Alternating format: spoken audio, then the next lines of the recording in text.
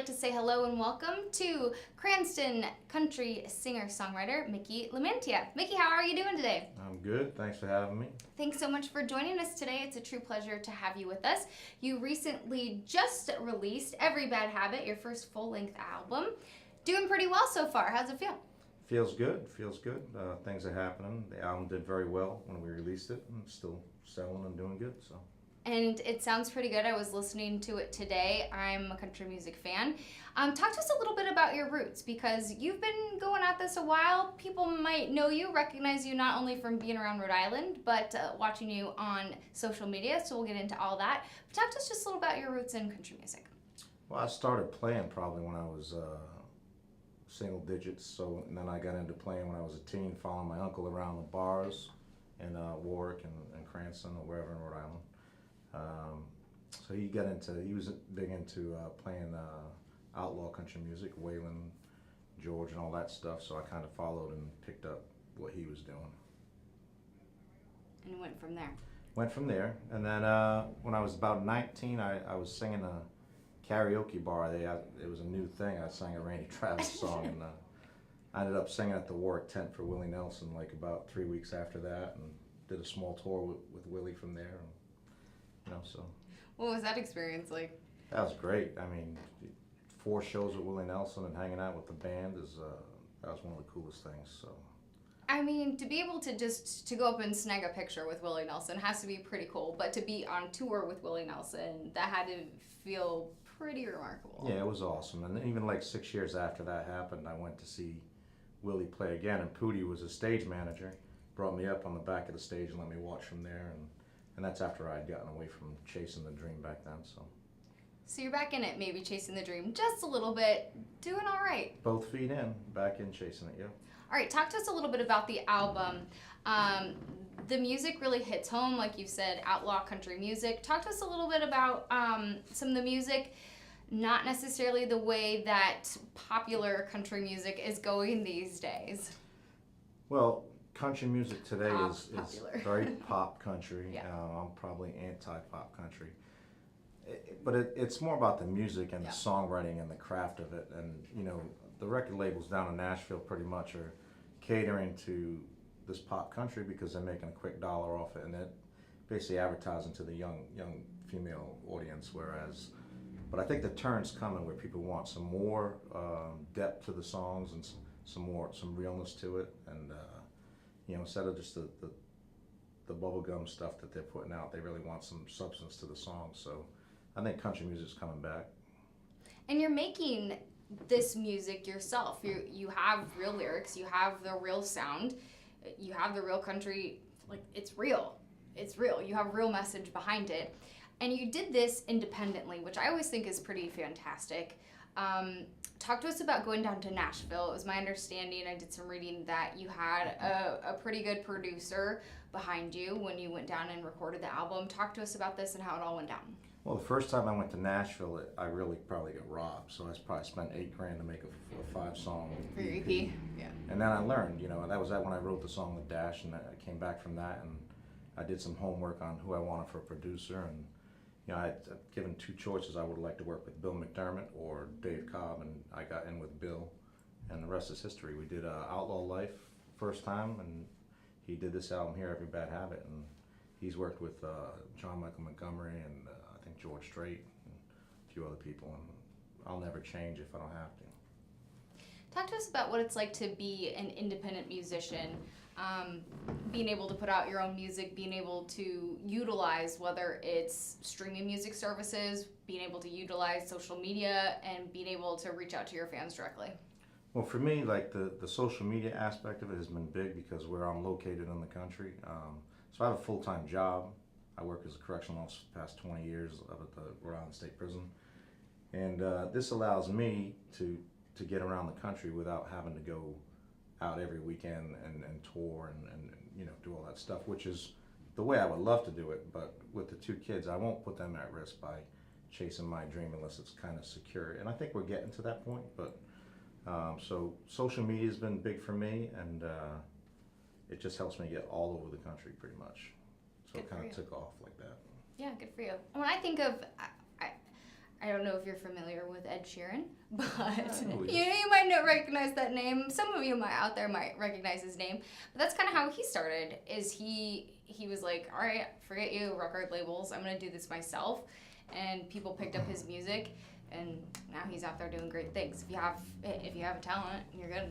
Well, Good I at what mean, you do. I was always told if you can write songs, they can't keep you out of Nashville, and There you go. so I always worked at that craft, and to be able to so on the last album, I wrote 9 out of the 10 songs by myself with no co-writers or anything. So, and then on the third one, I try to pick a song from each album to have a guy like Joe Doyle who wrote 23rd song on the first album, and then Tony Stampley wrote When I Get on a Roll, and he's had 17 cuts for Hank Williams Jr. So I try to keep it where I can always get to the songwriters, but I try to do it myself too at the same time.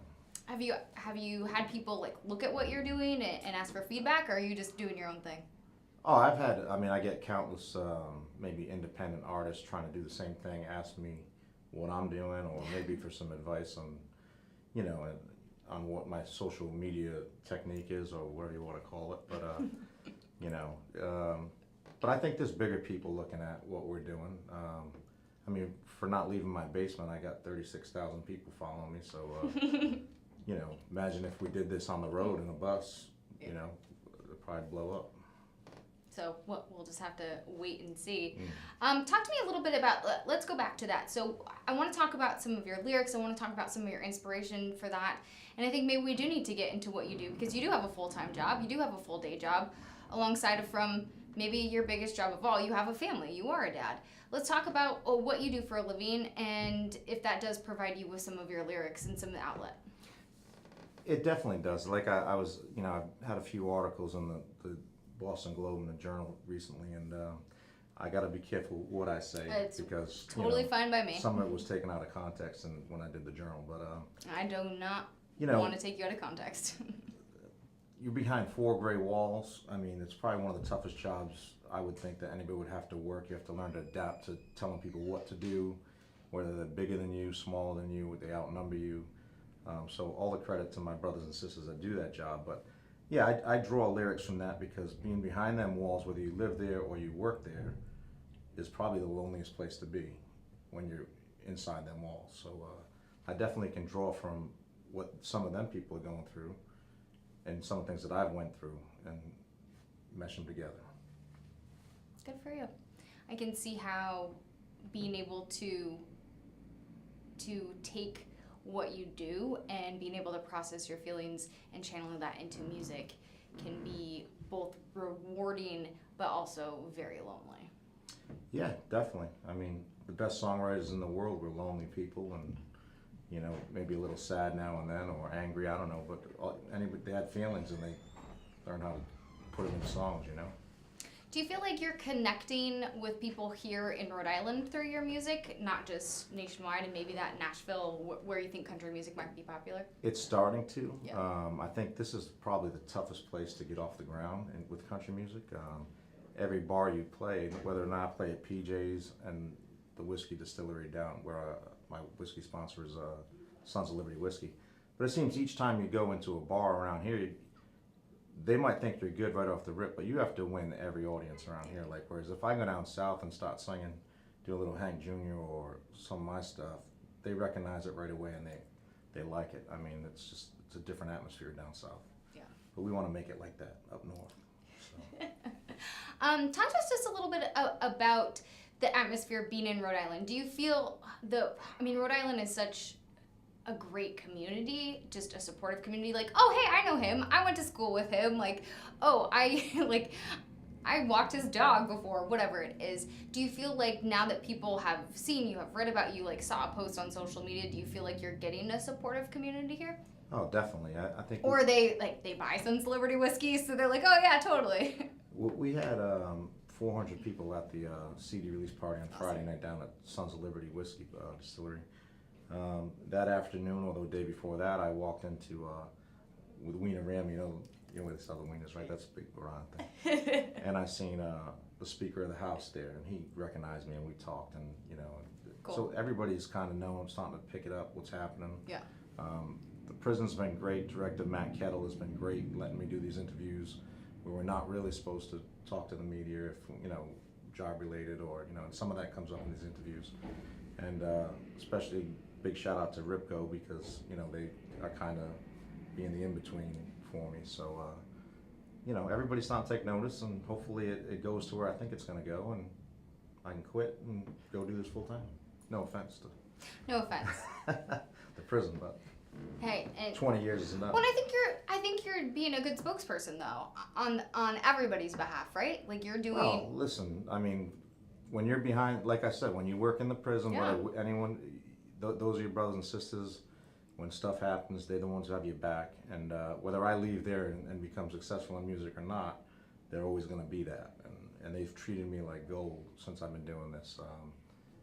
And it kind of shocks me that they've come together like that. So there had to be 100 of them at the party the other night, which was great. So That's pretty cool. I mean, it's your family away from your family, and Exactly. the fact that you can be supported to be able to pursue something that I'm not sure if you've always wanted to do it, but if you have, you wanted to do it this much. Yeah. That's pretty neat to be able to have that. if it happens, it happens. If it doesn't, it doesn't. I'm not, like I told you earlier, I don't get overexcited about it. So, I mean, I'm good working this 40-hour job, take care of my family, or if I get a chance to go play music for a living, I'll be good with that too. So. It's an alright attitude to have. The music's good. Your voice is good. Your sound's Thank good. So, I mean, I like it. I think a couple other, maybe million and a half people like it. You did have a video released on your Facebook page, How Do I Say Goodbye? Over 1.5 million views. It was shared over 25,000 times on Facebook. So that's pretty good numbers on social media. You said other people have kind of asked you about your social media strategy, that kind of thing. But, you are getting this, whether you do it full-time or not full-time, and try not to get excited about it. But that has to make you feel good to get that kind of attention, to know that people are out there listening. Oh, it definitely does. I mean, that's that song right there has a lot of meaning too, and to have it hit and I think it's up at like 1.6, almost 1.7 now, and that's the second one I've had over 1 million views. The other one's alcohol, tobacco, and firearms. We might not talk about that stuff, Okay. but that's the second one. So. But it's getting up there. You also had just recently Rolling Stone magazine named you one of the top 10 country artists to watch in 2018. How did that make you feel when you saw that? Oh, I mean, obviously you feel great, Rolling Stone, So just like the Dr. Hook song. But I haven't made it yet, so, but it's good to be in there, and it got me a lot of attention. From that was like a snowball effect. The Boston Globe called, Providence Journal called, you guys called. So it's definitely a great advertising piece going forward. It's something you can say, hey, look, I was in this, pick me up. Yeah, if nothing else happens, I was in Rolling Stone Country. There you go. Something else.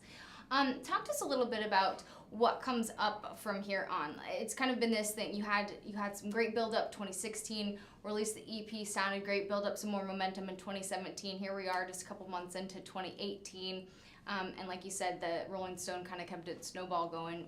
What comes up next? I think next is I gotta come to a decision whether I'm gonna go on the road and do this independently, or am I gonna sit back and wait for a record label to come along and let me have creative freedom, which that's probably not going to happen, where they come along and give me, all right, we're going to take your album and we're going to push it, because that would be great for me, but that would be great for any artist. Yeah. But to have that creative freedom, if they tell you can't sing your songs, then it's not worth it to me. I would rather just keep doing what I'm doing right here, and I would never want to give that up. So those are the next steps, but right now I'm just doing baby steps. So this weekend I'll be going to Charlestown, South Carolina to play a show with Greg Piedmont and the Piedmont Boys at the Windjammer in Charlestown, and I'm excited about going down there to do that. That's going to be fun. So we take off Thursday for that. Good for you. And 2 months after that, we got Tumbleweed in Kansas City. I'll be playing with Marty Stewart and Cody Johnson, Shooter Jennings, to name a few. So my buddy Dallas Moore. So shows are coming. Sometimes I got to turn them down. So Bike Week called, and I turned that down to play the stage with David Allen Coe. But you know, sometimes I can't do it. Got kids, so. Sounds like a pretty decent time. Good couple shows coming up. What do your kids think of your music? Do you sing for them? Yeah, they come down. So I get this thing called Whiskey Wednesday, and I get into about 8:30, and at 9:30 they come in. My son will give me dads from the side, and my daughter climbs on the chair and gives me a big kiss and tells everybody good night. And you know, we've been averaging about 30,000 views on the last 3 Wednesdays, so she's a big hit, obviously, when she comes down and does that. And it's pretty awesome. So they love it. My son just texted me. He said my teacher saw the article in the paper. You know, it's cool. So hopefully they think I'm cool. But they do like some pop country. We're not gonna lie about that. But so sometimes I gotta let it go on in the car. But you're like, oh, fine. Yeah. Maybe just at the point where you're like, oh, you're still listening to me and being involved in the car and not putting your headphones in. There's room for both in this world. So if I think that way, there's room in the car. I guess maybe for both.